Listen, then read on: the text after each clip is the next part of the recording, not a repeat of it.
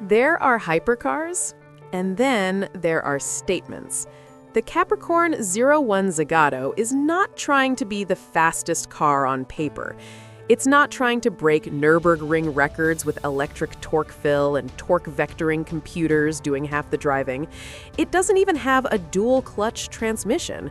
What it does have is 900 horsepower, rear-wheel drive, a 5-speed dogleg manual gearbox, and just enough electronic assistance to keep you from completely humiliating yourself.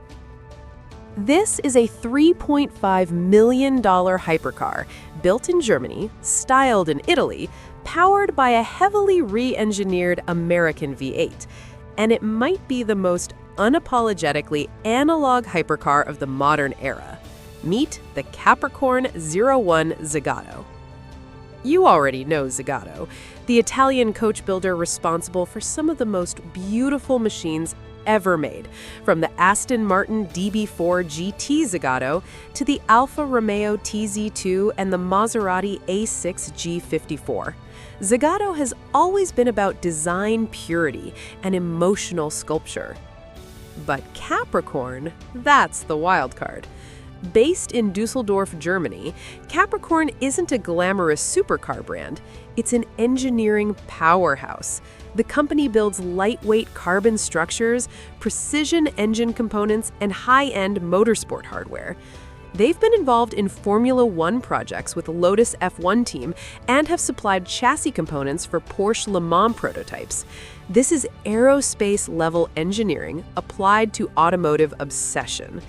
And now, for the first time, Capricorn builds its own hypercar. The 01 Zagato is the first hypercar entirely styled by Zagato from the ground up as a bespoke mid-engine machine. And visually, it doesn't scream for attention with massive wings and exaggerated aero devices. It's clean, sculpted, almost restrained. But underneath that carbon skin lies something far more extreme than the shape suggests. Let's start with the chassis, because this is where things get serious. Most modern supercars use a carbon fiber tub combined with aluminum subframes bolted on at the front and rear. The Capricorn 01 Zagato does not. The entire structure, monocoque, front subframe, rear subframe, crash structures, is fully integrated carbon fiber. No aluminum bolt-ons, no compromise pieces. The result? LMP1 level stiffness and dramatically reduced weight. Capricorn claims it's closer in philosophy to a modern Le Mans prototype than a road-going supercar. That rigidity allows the suspension to work with surgical precision. And the suspension itself is race-grade. Push-rod setup front and rear, multi-link geometry, adjustable Bilstein coilover dampers, anti-roll bars, Brembo carbon ceramic brakes clamped by 6-piston calipers. Everything engineered with motorsport DNA. The wheels? 21-inch forged aluminum or optional carbon fiber, designed and engineered entirely in-house. Now let's talk about what sits behind the cabin. At first glance, it sounds almost controversial. A Ford V8? Yes, a Ford V8 in a $3.5 million hypercar. But not just any Ford V8. The engine is based on the 5.2-liter supercharged Predator V8 from the Ford Mustang GTD, but Capricorn has heavily re-engineered it. Internally, it features a new flat-plane crankshaft, bespoke connecting rods, custom pistons, and an entirely new supercharger system.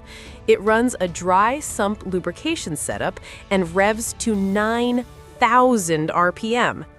Output? At least 888 horsepower and 737 pound-feet of torque, with final homologation expected to push it closer to the symbolic 900 horsepower mark.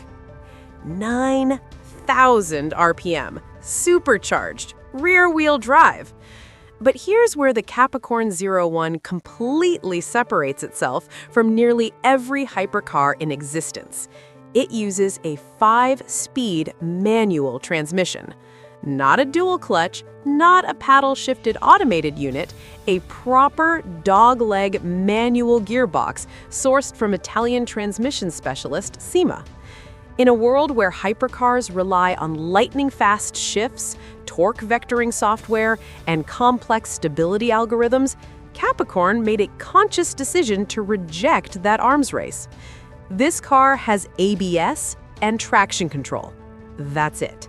No active torque distribution computers, no hybrid boost filling torque gaps, no predictive stability matrix calculating your corner exit angle.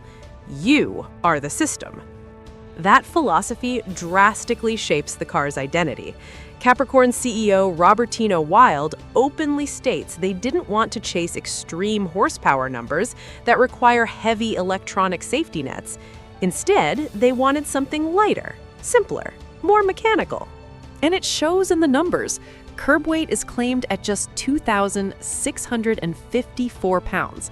Let that sink in. That's only about 200 pounds heavier than a Mazda Miata LRF Club. But this car makes nearly 5 times the horsepower.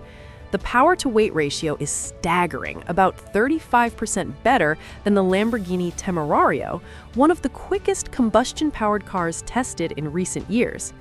Capricorn claims 0 to 60 miles per hour in under 3 seconds. Top speed? 224 miles per hour.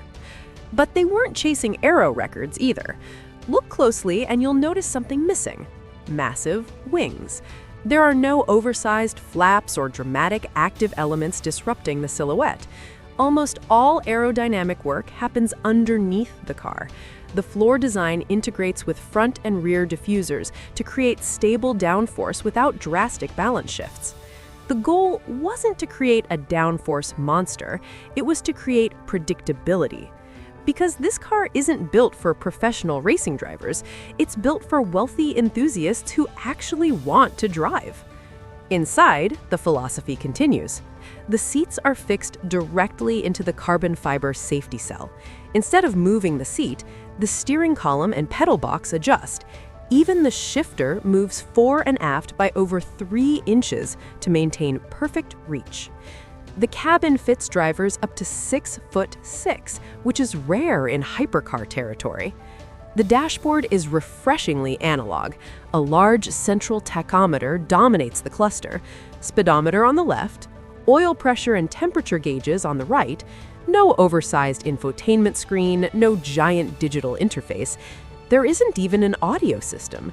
Instead, switchgear is machined from solid titanium and aluminum, seats are wrapped in Connelly leather, Alcantara covers key surfaces, the steering wheel is Capricorn's own design, trimmed in leather, with only an engine start button and a mode selector for comfort, sport, and track.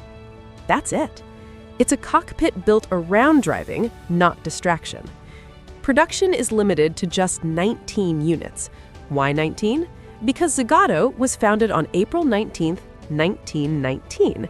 It's a tribute embedded into the production number itself. Pricing starts at the equivalent of $3.5 million before shipping and taxes. The car is homologated for road use in the European Union, United Kingdom, Switzerland, Japan, Mexico, Canada, and the Middle East. U.S. buyers will likely import through show and display exemptions. Interestingly, Capricorn says roughly 1/3 of buyers may come from the United States, something they didn't anticipate. And perhaps most intriguing of all, this isn't a one-off experiment. Capricorn confirms another hypercar is already in development, built on the same carbon platform, but with a different silhouette and identity. That means this wasn't just a vanity project, it's the foundation of a new ultra-low-volume performance brand. So what does the Capricorn 01 Zagato represent in the broader hypercar world? It represents resistance. While the industry moves toward hybridization, electrification, software-managed performance, and increasingly automated driving experiences, Capricorn chose to build a 900-horsepower manual transmission hypercar with minimal driver aids. It's not about lap records, it's about feel. Clutch engagement, mechanical grip, steering feedback, the sensation of controlling 888 horsepower with your hands and feet instead of algorithms. And in an era where even Ferrari and Lamborghini embrace hybrid complexity, that decision feels almost rebellious. The Capricorn 01 Zagato isn't trying to be the most advanced hypercar. It's trying to be the most human. And in today's performance landscape, that might be the boldest engineering decision of all.